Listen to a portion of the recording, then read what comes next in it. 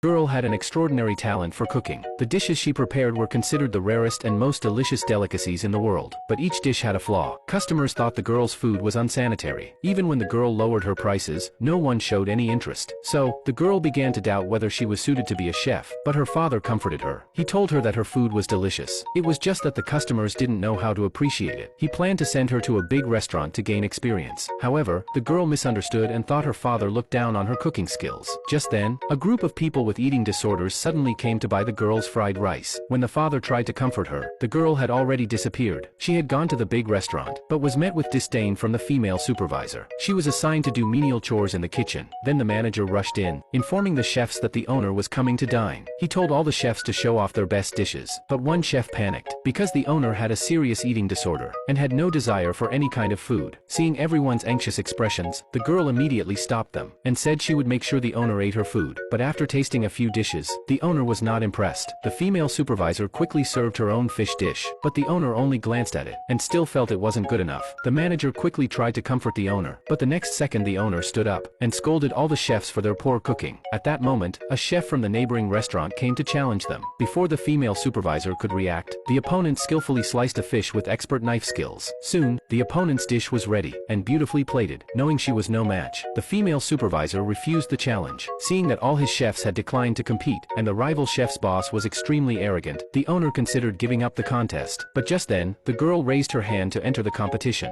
She decided to make a plate of fried rice. However, when the owner saw her clumsy cooking, he was shocked, and thought the restaurant would be utterly embarrassed. Soon, the girl finished cooking the fried rice. When the judges saw her dish, they all thought it looked like pig food. The owner instantly felt humiliated, but out of respect, the rival chef took a bite, and suddenly burst into tears, declaring it was the best fried rice he had ever tasted.